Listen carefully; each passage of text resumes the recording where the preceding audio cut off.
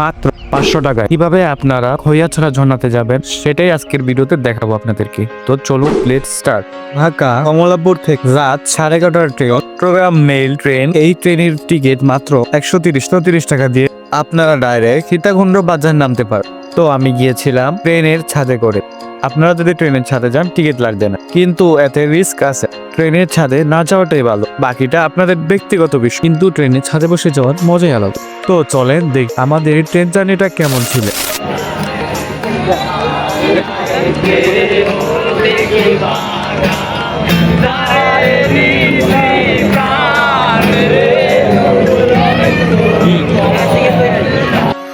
ট্রেনের ছাদে করে কিছু ভাইয়ার আসছে, ওরা হচ্ছে গান বলতেছে ট্রেনের ছাদে, মানে আলাদা একটা ফিলিংস।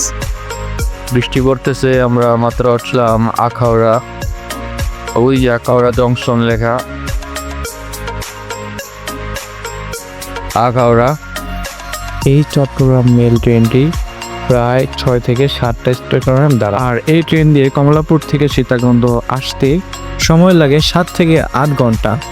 ট্রেনের ছাদে করে আসা যেমন মজা, তেমনিভাবে অনেক বিপদও আছে। যেমন অনেক গাছগাছালি মাথার মধ্যে লাগে, আবার হচ্ছে বৃষ্টি আসলে তো একদম অবস্থা খারাপ, তাই সাবধান থাকবেন সবাই। আমাদেরকে সকাল 8টায় সীতাকুণ্ড রেল স্টেশনে নামিয়ে দিয়েছে আমাদের চট্টগ্রাম মেল ট্রেনটি। সেখান থেকে আমরা 10 টাকা ভাড়া দিয়ে সীতাকুণ্ড এসেছি। সীতাকুণ্ড থেকে 30 টাকা বাস ভাড়া দিয়ে আমরা এসেছি খৈয়াছড়া ঝর্ণার যে মেন গেটটা এখানে।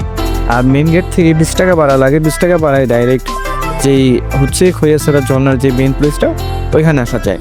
তো এখন আমরা ওইখানে যাচ্ছি, মানে 20 টাকা সিএনজি ভাড়া দিয়ে যেই মেইন প্লেসটা আছে ওইখানে যাচ্ছি। তো এই হচ্ছে সেই জায়গাটা। এখানে হচ্ছে আপনি 20 টাকা সিএনজি ভাড়া দিয়ে এখানে আসার পর এখানে আপনাকে নামিয়ে দিবে। এখান থেকে আপনাদের যদি হ্যাংলেট কিনতে হয় হ্যাংলেট কিনতে পারবেন, লাঠি কিনতে পারবেন, লাঠি নিয়ে তারপর যাবেন। আর যাওয়ার পথে এরকম একটা ব্রিজ পড়বে, ব্রিজ ছাড়া আপনারা যাইতে পারবেন না, এরকম একটা ব্রিজ পড়বে। তো আমরা সামনের দিকে যাই, দেখি কি আছে।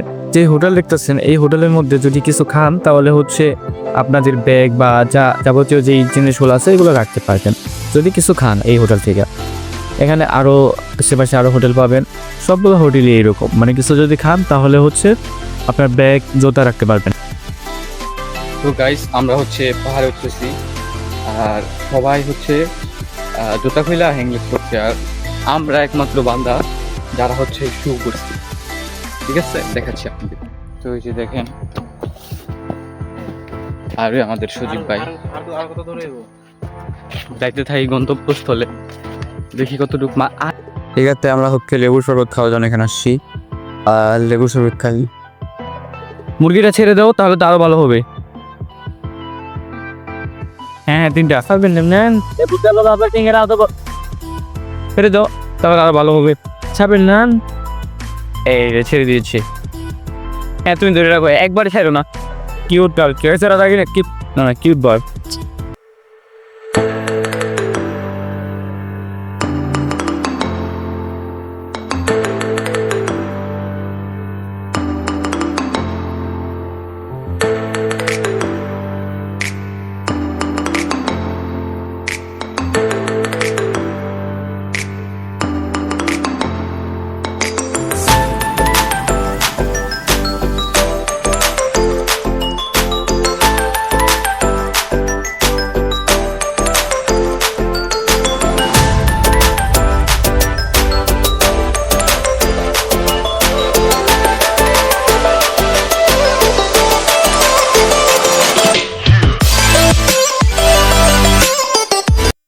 তো এখানে হচ্ছে খৈয়াছড়া ঝর্ণাতে ঢুকতে গেলে আপনাকে 20 টাকা দিয়ে একটা টিকিট কাটতে হবে, না হলে ঢুকতে পারবেন না। এই যে ওরা আমার রাইয়ে গেছে, আমি আপনাদের একটা জিনিস দেখাইতেছি, ওরা রাইয়ে গেছে আমার। এই যে রাস্তার অবস্থা, আগে আমরা ওই সাইডে যাই, তারপরে কথা বলতেছি। এই যে আবার আরেকটা বিপজ্জনক রাস্তা, এখান দিয়ে যেতে হবো। উঠে গেছি, জিজ্ঞেস কই মডেলিং জুতা নিয়ে কি উঠবো নাকি? আমি কই হ্যাঁ, এইটা নিয়ে আজকে উঠবো। কাদা দিয়া, মানে বৃষ্টির দিন হইলে কাদা দিয়া অবস্থা খারাপ হয়ে যায়। এখনও বলছে নেই, মেবি 1 থেকে 1.5 ঘন্টা সময় লাগে যতটুকু জানি। দেখিস, টাইম তো ধরি নেই, দেখি কতক্ষণ লাগে। এই হলো আমাদের খোয়া যাওয়া ঝর্ণা। এটার আরো অনেকগুলো স্তর আছে, আরো উপরে যাওয়া যায়। আমরা এতটুকু পর্যন্তই আর উপরে যাব না। এইটার 7টা 13টা স্তর, এটা আমি সঠিক জানি। কেউ বলে 7টা, কেউ বলে 13টা। আপনাদেরকে আমি বলেছি 500 টাকায় কিভাবে যাবেন। তো 500 টাকার হিসাবটা আপনাকে মিলিয়ে দিই। ট্রেন ভাড়া হচ্ছে 130 টাকা, আপনাকে সীতাকুণ্ড নামিয়ে দিবে। সীতাকুণ্ড থেকে 10 টাকা দিয়ে সীতাকুণ্ড বাজার হলো তো 140 টাকা। 140 টাকা দিয়ে সীতাকুণ্ড আসতে পারবেন। সীতাকুণ্ড থেকে বাস ভাড়া দিয়ে গেট পর্যন্ত আসতে লাগবে 30 টাকা। তাহলে এখানে হচ্ছে 170 টাকা। আর 20 টাকা সিএনজি ভাড়া দিয়ে ডাইরেক্ট মেইন প্লেসে আসতে পারবে, তাহলে 190 টাকা। আর 20 টাকা টিকিট কাটতে হবে। এই হলো 210 টাকা। 210 টাকা দিয়ে আসতে পারবেন, আবার 210 টাকা দিয়ে যাইতে পারবেন। তো মোট হলো 520 টাকা। আরও 80 টাকা থাকে, ওইটা দিয়ে আপনারা হ্যাং লিফট কিনতে পারবেন। মানে মোট পাট আপনারা যদি আলাদা কোনো খরচ না করেন 500 টাকায় ঘুরে আসতে পারবেন। এইখানের যে ঝর্ণার সাউন্ডটা, এই সাউন্ডটা আপনাকে আরও বেশি মুগ্ধ করবে। আপনারা যদি বৃষ্টির দিনে না আসেন তাহলে ভালোই করতে পারবেন, কারণ বৃষ্টির দিনে অনেক কাদা হয়। আপনারা চাইলে আমাদের মতো স্নেকার্স পরে আসতে পারেন, বা যদি হ্যাংলেট কিনেন হ্যাংলেট পরে আসতে পারবেন। এখন যে আপনাদের ব্যক্তিগত বিষয়। তো আমরা এখন চলে যাচ্ছি এখান থেকে আরেকটা জায়গায় যাব, ওইটা পার্ট 2 আসবে। তো এই ব্লগটি ছিল এই পর্যন্তই। তো নতুন কোনো ভিডিও আসার আগ পর্যন্ত সবাই ভালো থাকবেন, সুস্থ থাকবেন, নিজের যত্ন নেবেন, নিজের মা বাবার যত্ন নেবেন। আল্লাহ হাফেজ।